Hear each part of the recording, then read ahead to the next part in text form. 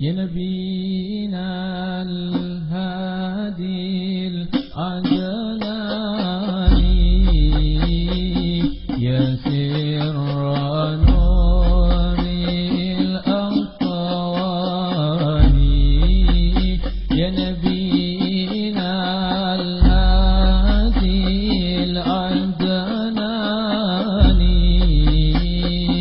يا سر نور الأقواني عتف عليا وارعاني عتف عليا وارعاني بما أتى في القرآن بما أتى في القرآن يا نبينا الهادي العدناني. قال رسول الله صلى الله عليه وسلم من اغبرت قدماه في سبيل الله حرمه الله على النار. رسول الله صلى الله عليه وسلم حديث صحيح رواه البخاري.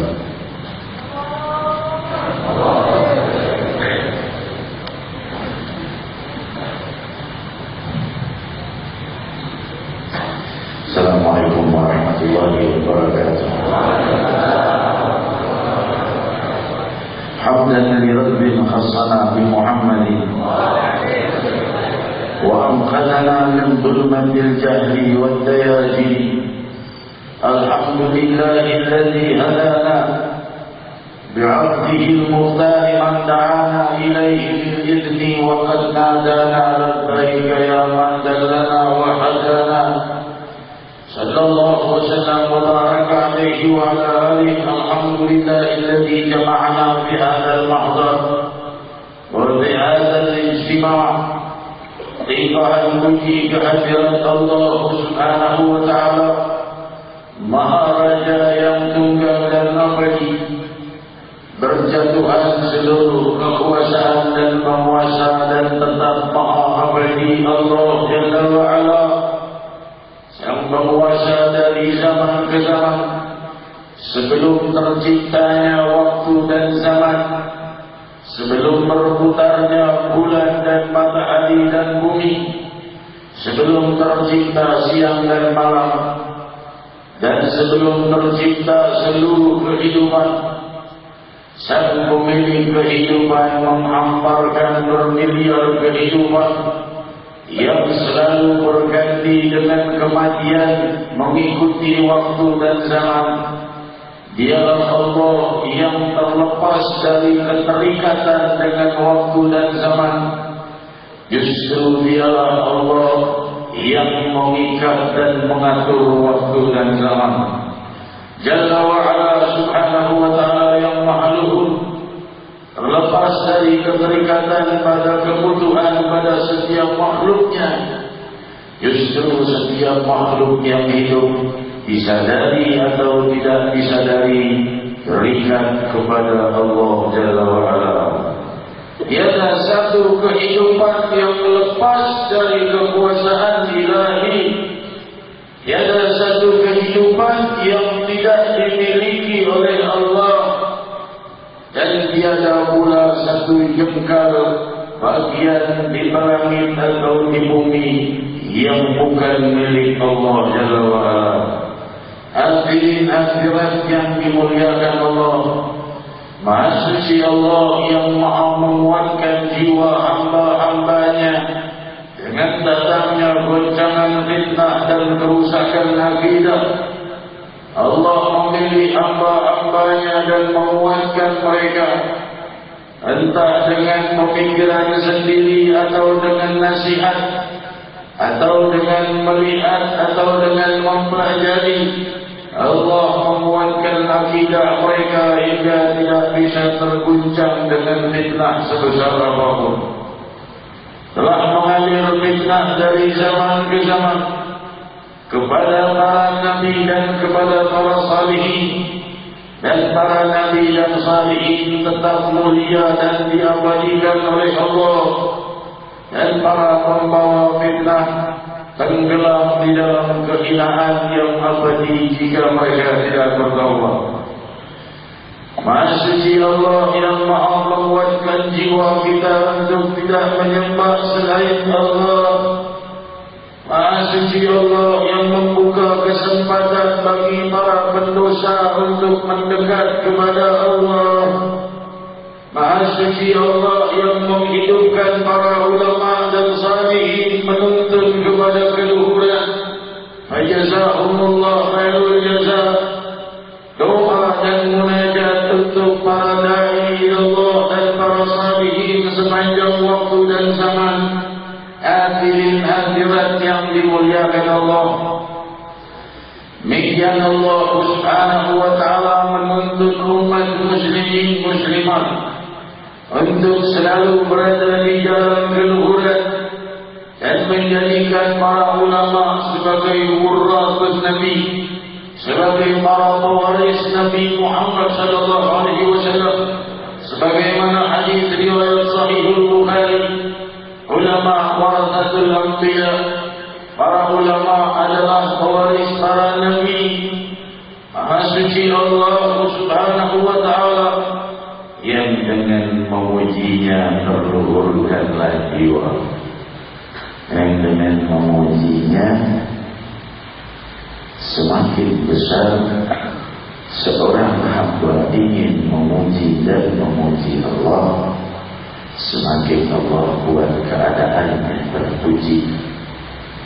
Semakin dia memuji Allah, semakin dia buat hari-hari orang itu terpuji. Namun ketika seorang hamba lupa dari hal-hal yang indah di sisi Allah, maka dirisaukan kehidupannya jauh dari hal-hal yang terpuji. Demikian di dunia, demikian di akhirat.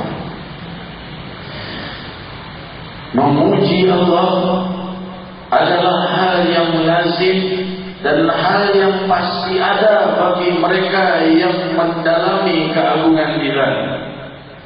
Semakin dalam pemahaman seseorang tentang keagungan Allah, semakin banyak dia akan memuji Allah. Karena semua sifat terpuji dan semua hal-hal yang terpuji berpadu kepada Allah. Dan Allah juga yang menciptakan semua yang terpuji. Dan Allah menjadikan hal-hal yang hina ada di permukaan bumi untuk membedakan mana yang hina dan mana yang terpuji. Hadirin hadirat yang dimuliakan Allah, sebab itu Allah Subhanahu wa ta'ala mengenalkan kalimat hamdalah ba'da basmalah. Bismillahirrahmanirrahim dulu dengan nama Allah, nama yang maha abadi dan maha tunggal, mengawali segala kehidupan di langit dan bumi. Ar-Rahman Ar-Rahim, maha melimpahkan seluruh kasih sayang dan rahmah pada segenap hambanya di dunia dan di akhirat. Setelah kita ingat itu seluruh kenikmatan dan kemewahan, keinginan, kemuliaan, kebahagiaan di dunia dan di akhirat yang telah dilimpahkan oleh Allah kepada sedemikian triliun hambanya di muka bumi, dan masih akan berlanjut dengan kekal dan abadi di yaumul qiyamah bagi mukminin mukminat. Setelah itu sampai di dalam benak pemikiran kita, barulah Allah teruskan dengan Alhamdulillahirabbil alamin. Jawaban bagi kalimat Bismillahirrahmanirrahim adalah Alhamdulillahirabbil alamin. Jawaban bagi kesadaran seorang hamba kenikmatan yang ditumpah ruahkan oleh Allah di dunia kepada yang beriman dan yang tidak beriman, dan kepada yang beriman di akhirat dengan kekekalan kebahagiaan yang kekal. Jawaban bagi mereka yang merenungkan itu pastilah memuji Allah Rabbul Alamin. Alhamdulillahirabbil alamin. Sering-seringlah minta kepada Allah agar jiwa kita selalu asyik memuji Allah Subhanahu wa taala. Yang dengan itu kehidupan kita makin terpuji. Diriwayatkan dalam Sahih Bukhari, jika seorang hamba setelah ruku melakukan i'tidal, dia mengucap sami'allahu liman hamidah. Allah Maha mendengar siapapun yang memujinya, memuji dengan hatinya atau dengan lisannya atau dengan keduanya, atau dengan beribadah kepadanya, yang itu juga bisa bentuk dari pujian kepada Allah, atau dengan segala ketaatan yang dia jadikan sebagai bentuk pujiannya kepada Allah, atau penyesalan dari dosa-dosa yang dia jadikan sebagai bentuk terpujinya Allah pada dirinya. Karena aku ingin memujimu dan mengagungkanmu lebih meninggalkan dosa-dosa. Sami'allahu liman hamidah. Allah Maha mendengar orang-orang yang memujinya. Lalu ucapannya, Rabbana lakal hamd. Wahai Tuhan kami, untukmu segala pujian. Pujian-pujian yang agung untukmu, wahai Rabb. Rasul bersabda riwayat Sahih Bukhari, "Idza wafaqa qawluhu qawlal malaikah, ghufira lahu ma taqaddama min dhanbihi." Kalau seandainya ucapannya itu Rabbana lakal hamdu itu bersamaan dengan ucapan para malaikat yang juga mengucap Rabbana walakal hamdu, maka Allah ampuni dosanya yang telah lalu. Kita bertanya, mana kita tahu bersamaan atau tidak dengan para malaikat? Jadi malaikat itu dicipta oleh Allah Subhanahu wa taala dengan masing-masing tugasnya. Ada yang mengikuti zikir, ada yang mengaminkan doa, ada yang mengikuti ucapan-ucapan pujian kepada Allah. Ketika seseorang mengucap sami'allahu liman hamidah, dengan hatinya pun dia ucapkan, Allah Maha mendengar siapapun yang memujinya, maka malaikat memuji Allah saat itu. Lalu yang mengucap Rabbana lakal hamdu, jika ia ucapkan dengan hati dan sanubarinya, tentu bersamaan dengan ucapan para malaikat yang juga memujinya. Ghufira lahu ma taqaddama min dhanbihi, diampuni dosanya yang telah lalu. Yang kita tanyakan, berapa ribu kali ucapan Rabbana lakal hamd kita sudah ucapkan, tapi hati kita tidak mengucapnya. Padahal itu pengampunan Allah menunggu setiap kali i'tidal. Sebelum kita sujud, pengampunan Allah sudah lebih dahulu datang. Sudah Fatihah, ruku, lalu apa? I'tidal. Sebelum sujud kita sudah diampuni dosanya oleh Allah Subhanahu wa taala kalau kita menghadirkan makna. Demikian agungnya salat. Hadirat sebelum dahi sampai ke bumi, meletakkan diri serendah-rendahnya kepada Allah, sudah tidak punya dosa lagi kita. Demikian indahnya aturan-aturan ilahiyah, demikian indahnya tuntunan Nabi Muhammad SAW. Dalam segala hal Allah menyediakan kemuliaan. Ini hadis yang kita baca tadi. Man ikhtarat qadamahu fi sabilillah Rahmatullah ala riwayat Sahih Bukhari, barang siapa yang kakinya berdebu sampai berdebu dalam berjalan ke hal-hal yang diridai Allah, di jalan Allah, maka Allah haramkan kakinya itu masuk neraka. Kalau kakinya tidak masuk neraka, berarti dirinya juga tidak masuk neraka. Demikianlah diri hadirat. Al-Imam Ibn Hajar di dalam Fathul Bari di Syarah Sahih Al-Bukhari menjelaskan bahwa hadis ini bukan untuk yang berperang di jalan Allah saja, tapi untuk yang melangkah menuju salatul Jumat. Karena ada riwayat Sahih Al-Bukhari menyebutnya saat sahabat berjalan menuju salatul Jumat. Dan juga di dalam segala hal-hal yang diridhai Allah, menuju hal-hal yang bersifat ibadah kepada Allah, sampai berdebu kakinya, maka kakinya akan masuk neraka. Lalu kita bertanya, apakah harus berjalan kaki menuju masjid? Tentu yang dimaksud bukanlah berjalan langkah-langkahnya, tapi lelah dan usaha untuk mencapai tempat yang diridhai Allah. Sampainya kita ke tempat ini, semoga kita sudah diharamkan oleh Allah dari api neraka. Demikian dahsyatnya rahmat Ilahi. Cuma sayangnya setelah sebagian mereka kakinya diharamkan oleh Allah dari api neraka, mereka kembali melangkah pada hal-hal yang diridhai Allah, yang dimurkai Allah.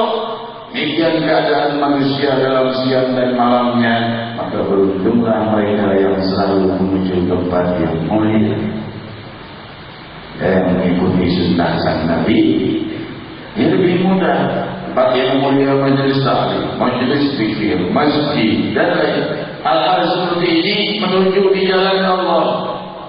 Dan tentunya bukan hanya itu, tapi bekerja, cari nafkah, sekolah untuk mencari keridhaan orang tua, atau untuk mencari rezeki, untuk mencari rezeki yang halal, atau berkhidmat kepada Islam, berkhidmat kepada dakwah. Saya kuliah itu saya tidak pernah lihat di hadis ada kuliah itu ibadah misalnya, dalam hatinya begitu. Tapi tentunya kalau niat kuliahnya adalah untuk menjadi ahli ekonomi atau ahli biologi atau ahli fisika yang islami, yang bisa mengalahkan mereka-mereka yang menghancurkan Islam, maka setiap langkahnya fisabilillah. Demikian pula bekerja, demikian pula berumah tangga, demikian pula dalam usaha. Jika niatnya baik, fa innamal kullu amal binniyat, innamal a'mal binniyat, wa innamal likulli imrin ma nawa. Getaran hati merubah suatu hal dari hina menjadi mulia atau sebaliknya. Jalan menuju majelis zikir, apa niatnya? Niatnya ibadah kepada Allah, maka dia mendapatkan kemuliaan ini. Jalan menuju majelis zikir untuk memfitnah orang lain, maka tentunya kembali kepada niatnya masing-masing. Demikian hadirin hadirat yang dimuliakan Allah. Dalam hal ini banyak juga ditanyakan kepada saya dalam membahas masalah melangkah menuju masjid, tentang hal yang disebut isbal. Ini sedang ramai mereka-mereka yang bekerja atau yang di internet atau yang di sekolah pertanyakan masalah ini. Isbal itu yaitu menaikkan celana atau sarung harus di atas mata kaki, karena yang menurunkannya di bawah itu Allah murka padanya. Hadis riwayat Imam Ahmad dan lainnya. Hadirin, jadi setiap kali kerja, setiap kali sholat, setiap kali apapun, pakaiannya harus di atas mata kaki. Ini pendapat keliru, karena bukan itu yang dimaksud oleh sang Nabi. Allah tidak mau melihat wajah orang-orang yang memanjangkan celananya atau sarungnya di bawah mata kaki. Itu hadisnya. Kalau sudah tidak dilihat oleh Allah, bagaimana mau masuk surga? Dilihat saja tidak, berarti lebih daripada murka. Allah tidak mau melihat mereka. Siapa mereka? Hal ini bukan yang dimaksud seperti yang disampaikan sekarang ini, karena ada hadis riwayat Sahih Bukhari bahwa ketika Rasul berucap ini, berkata Abu Bakar As-Siddiq radhiyallahu anhu, "Ya Rasulullah, sarungku melebihi mata kakiku, jadi aku di antara mereka?" Maka Rasul berkata, inna laisa minhum. Kau bukan yang bersama mereka, orang-orang yang tidak dilihat Allah. Maka Imam Ibnu Hajar di dalam Fathul Bari di syarah Sahih Bukhari menjelaskan hadis ini menjadi dalil bahwa memanjangkan celana atau sarung di bawah mata kaki tidak diharamkan oleh Allah dan tidak pula makruh. Karena yang dimaksud adalah untuk kesombongan. Jadi hadirin, di masa lalu, di masa Nabi SAW, orang kaya dan orang miskin itu bisa dibedakan dengan memanjangkan celana atau sarungnya atau tidak. Kalau orang miskin, fukara, buruh, orang-orang yang menengah ke bawah, pasti sarung atau celananya di atas mata kaki. Kenapa? Karena selalu jalan kaki. Kotor kalau seandainya panjang pakaiannya ke bawah lutut. Sebaliknya orang kaya memanjangkan celananya atau sarungnya di bawah mata kaki sebagai tanda bahwa dia hampir tidak pernah berjalan, selalu di atas permadani, selalu di atas kuda.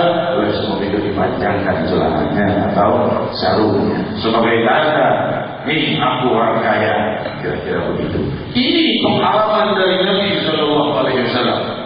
Jadi yang diharamkan adalah memunculkan hal-hal yang akan membuat menyombongkan kekayaannya atau menyombongkan hartanya atau menyombongkan dirinya bahwa dia bukan fukara, dia orang kaya raya. Ini yang diharamkan.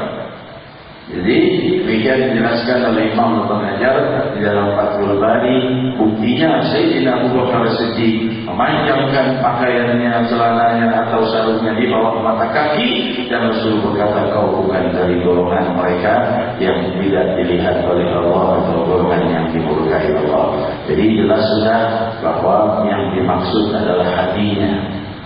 Walaupun sarungnya dinaikkan sampai tengah-tengah di bawah lutut juga, kalau hatinya sombong, tetap saja Allah murka padanya. Demikian nanti masalah isbal. Ini saya ditanyakan di internet, di email, di SMS, di surat, selalu bertanya. Saya katakan akan saya jelaskan di majelis, insyaallah. Jadi demikian menjelaskan masalah isbal. Semoga Allah Subhanahu wa taala menuntut kita dengan keberadaan makmurnya para ulama dan salihin. Karena kesalahpahaman seperti ini muncul dari semakin kurangnya ulama, semakin sedikitnya orang yang mengerti, akhirnya orang yang tidak mengerti berfatwa. Sebagaimana sabda Rasul sallallahu alaihi wasallam, "Inna Allah la yaqbidu al-ilm intiza'an yattazi'uhu min al-ibad, walakin Allah yaqbidu al-ilm biqabdi al-ulama hatta la yabqa 'aliman." فاتخذوا الناس رؤوسا جهالا فسئلوا وأفتوا بغير علم فضلوا وأضلوا. Demikian riwayat Sahih Bukhari, Rasul bersabda, Allah mengangkat ilmu itu bukan mencabutnya dari hati seseorang, tapi dengan mewafatkan para ulama. Kalau sudah tidak tersisa lagi ulama atau sedikit misalnya di suatu wilayah, maka orang-orang mengambil orang yang dijadikan pemberi fatwa dan dianggap ulama orang yang tidak berilmu. Fa'aftau bighairi ilm, ditanya mereka berfatwa tanpa ilmu, karena ilmunya cuma nukil di internet. Maka ia berfatwa tanpa ilmu, maka ia sesat dan menyesatkan. Hadis ini dimaksudkan bagi kita untuk membangkitkan kembali generasi ulama, menghidupkan lagi generasi ulama. Oleh sebab itu, alhamdulillah berkat doanya para habaib kita, di sini ada Habib Sofyan, Syifan, Habib Mustafa Al-Abbas, para habaib kita, semoga pemuda semakin makmur dalam mencintai sunnah Muhammad SAW. Sehingga ada ribuan pemuda, semoga di antara ribuan ini akan menjadi pengusaha yang sukses, ulama yang saleh, akan menjadi dai Allah, akan menjadi orang-orang yang naik di pemerintahan dengan membawa kemakmuran, keluhuran, keadilan. Semoga semua ini membawa manfaat bagi umat Nabi Muhammad SAW, masing-masing dengan jalan yang ditujukan oleh Allah menuju kebahagiaan dunia dan akhirat. Hadirin hadirat yang dimuliakan Allah. Dan para salihin mempunyai manzilah yang agung di sisi Allah. Beruntunglah mereka yang mencintai para salihin, dan rugilah mereka yang menjauh dari para salihin atau bahkan memusuhi para salihin. Diriwayatkan dalam Sahih Bukhari di dalam hadis qudsi, Allah Subhanahu wa taala berfirman, "Man 'ada li waliyan faqad azantuhu bil harb." Barang siapa yang memusuhi wali-waliku, aku mengumumkan perang kepadanya. "Ma taqarraba ilayya 'abdi bi syai'in uhib."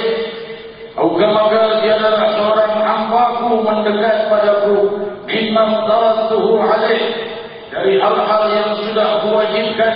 Walam yazal 'abdi taqarraba ilayya bit tawafil hatta uhibbahu. Dan tiada hambaku berhenti dengan mengamalkan hal yang wajib saja, tapi ia terus mendekat padaku dengan hal-hal yang sunnah, hatta uhibbah, sampai aku mencintainya. Kalau sudah dicintai oleh Allah, kuntu sam'ahu alladhi yasma'u bih wa basarahu alladhi yubsiru bih. Sampai akhirul hadis dijelaskan, wa in sa'alani la'ufiyanna wa la in ista'adani la'idana. Aku akan menjadi penglihatannya, kata Allah. Aku menjadi pendengarannya. Aku menjadi tangannya dan kakinya. Jika ia minta padaku, aku beri permintaannya. Jika ia minta perlindungan padaku, aku akan melindunginya. Apa maksudnya Allah menjadi tangan, kaki, mata dan pendengaran? Maksudnya panca indera mereka dijaga oleh Allah dari hal-hal yang murka. Demikian dijelaskan oleh Imam Ibnu Hajar di dalam Fathul Bari di Syarah Sahih Bukhari. Jika seseorang berusaha mengamalkan hal yang fardu dan sunnah sampai ia dicintai Allah, Allah jaga dia dari hal yang makruh apalagi yang haram. Hadirin hadirat yang dimuliakan oleh Allah, oleh sebab itu dijelaskan di dalam Sahih Bukhari bahwa Sayyidina Umar bin Khattab itu ditakuti oleh syaitan. Syaitan lari dari Sayyidina Umar, tidak mau berpapasan dengan Sayyidina Umar bin Khattab radhiyallahu anhu.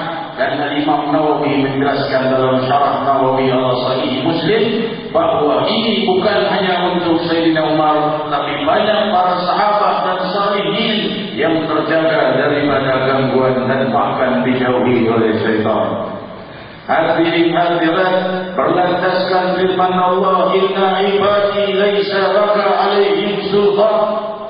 Sungguh hamba-hambaku, kau wahai syaitan tidak akan mampu untuk menundukkan mereka. Tidak bisa dikalahkan hamba-hamba Allah yang saleh oleh syaitan.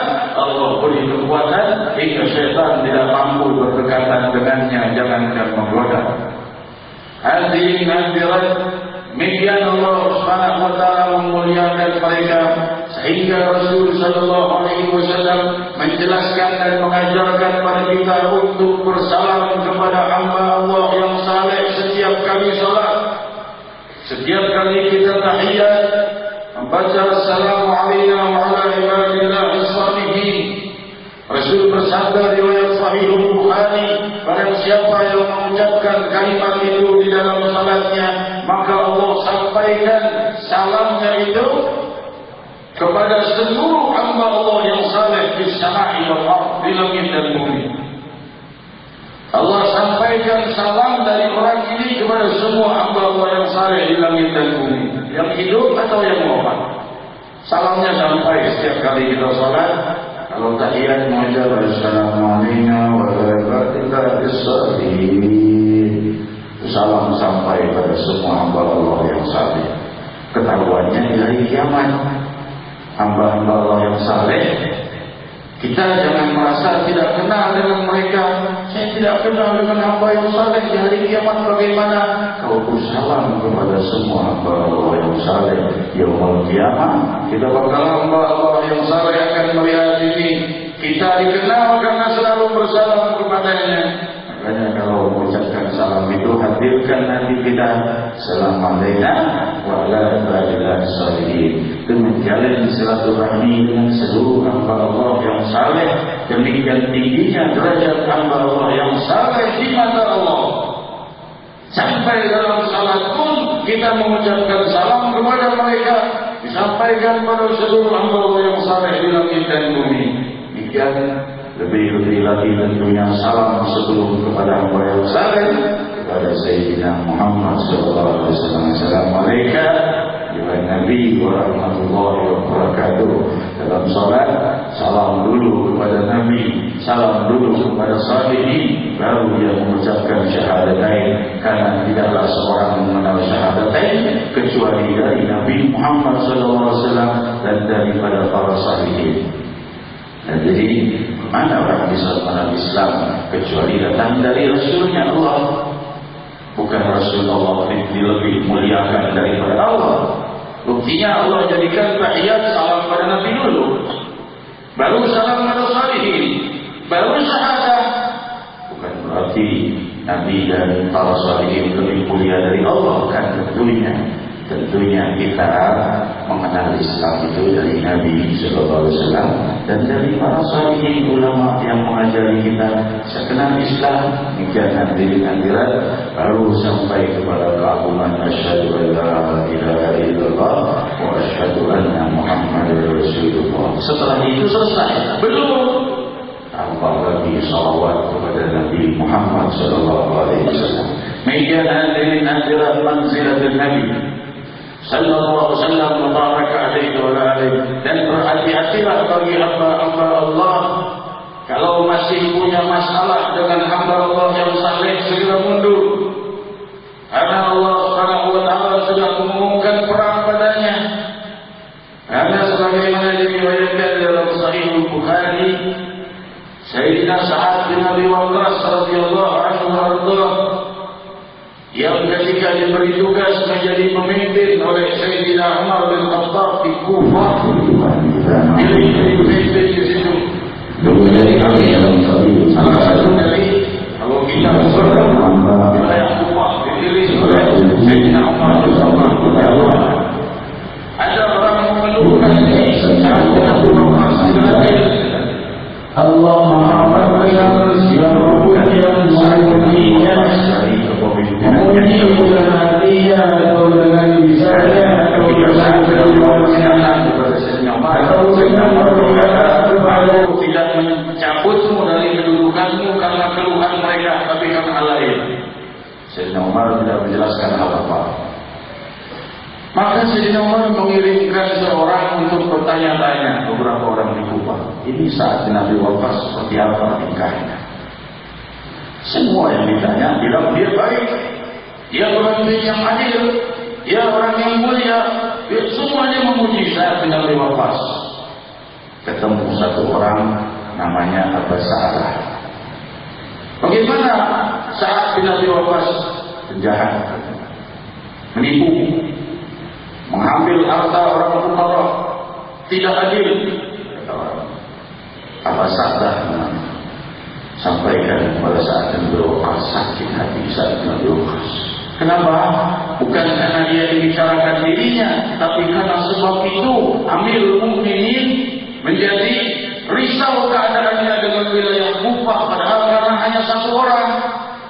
Saat Nabi Waqqas berdoa kepada Allah, wahai Allah, kalau seandainya aku dalam kebenaran, berikan pada dia kemiskinan dan panjangkan usianya dalam kesusahan, sebagai tanda bahwa orang-orang yang lain bahwa aku adalah orang yang pemimpin yang adil dan orang yang jujur.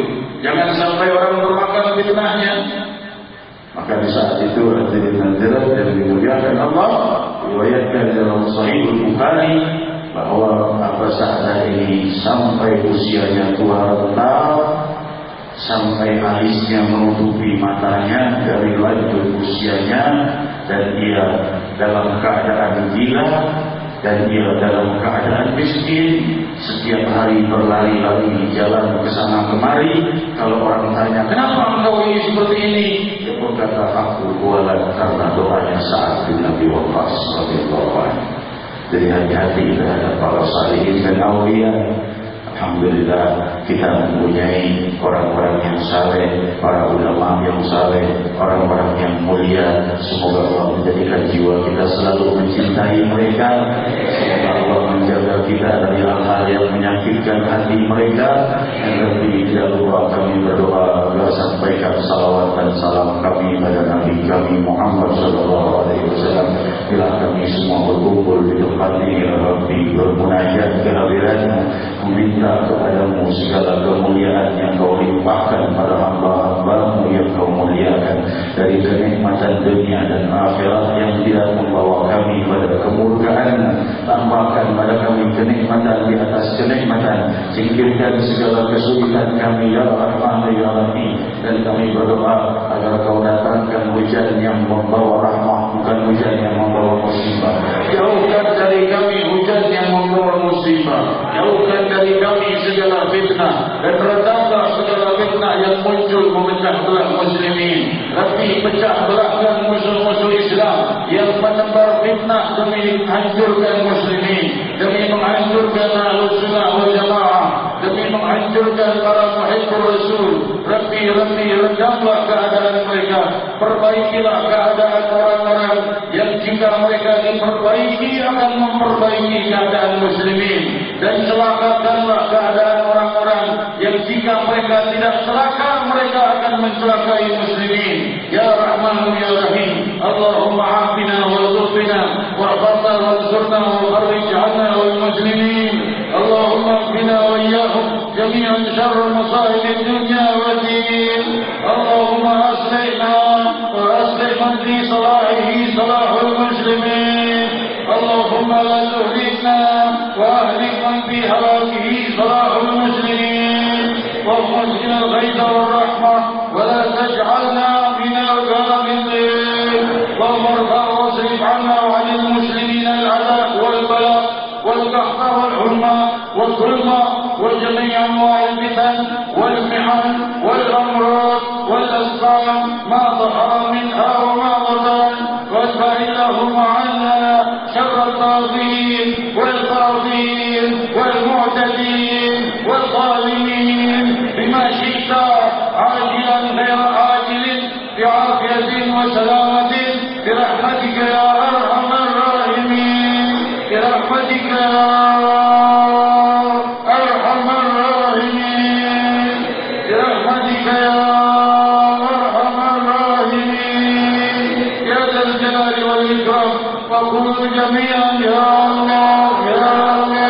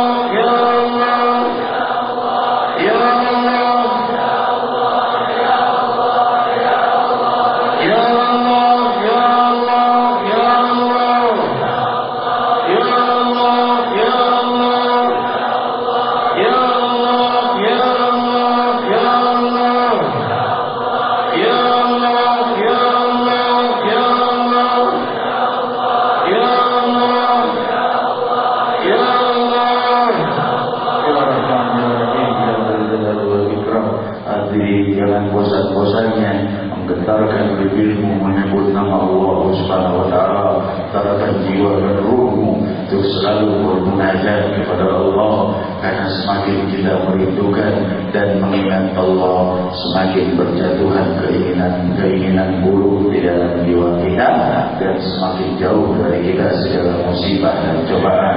Hadirin hadirat semua yang hadir di sini dan semua yang mendengarkan acara ini dengan takbir dan takrim, semoga dilimpahi rahmat dan keridhaan.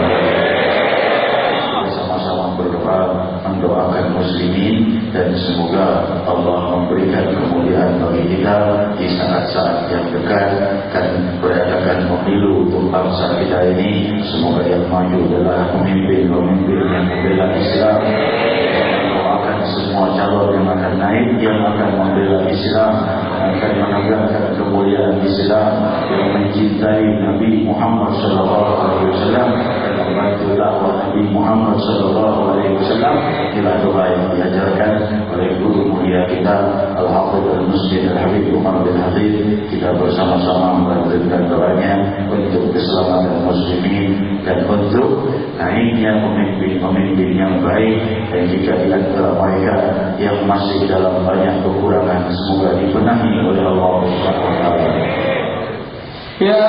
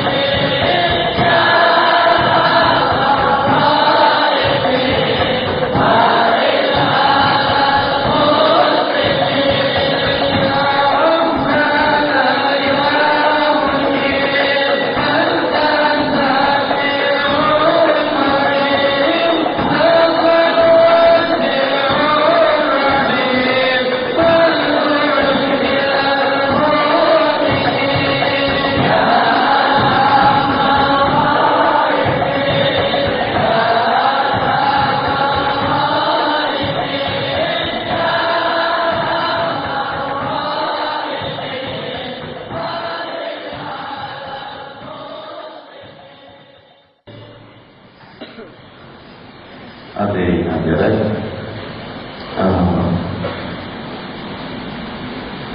permintaan doa, kita doakan untuk Ibu Yuti.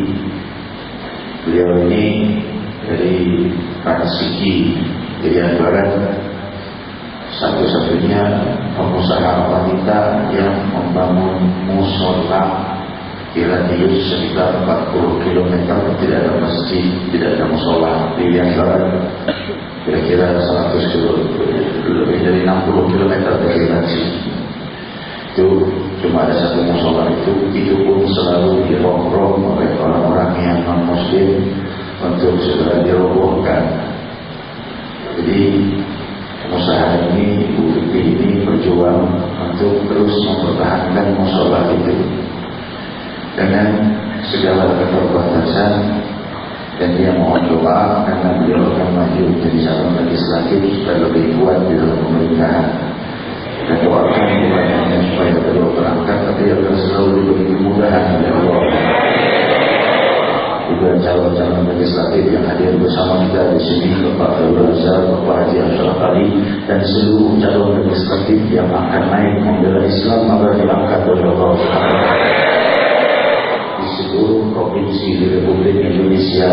Semua calon legislatif yang niat untuk mendukung kemuliaan dan kemuliaan Islam, semoga Allah SWT angkat mereka dan Allah singkirkan mereka yang berniat untuk merusak Islam. Amin. Demikian nanti di akhir doa kita mintakan kepada ayah Fadilatul Sayyid Lahir Sufyan Syaitan agar merawati kepada masyarakat. Sebelum doa, mari kita doakan khusus pada Habib Mudir, umumnya pada kita sekalian. Mudah-mudahan al-karom kita Habib Mudir pribadi yang umur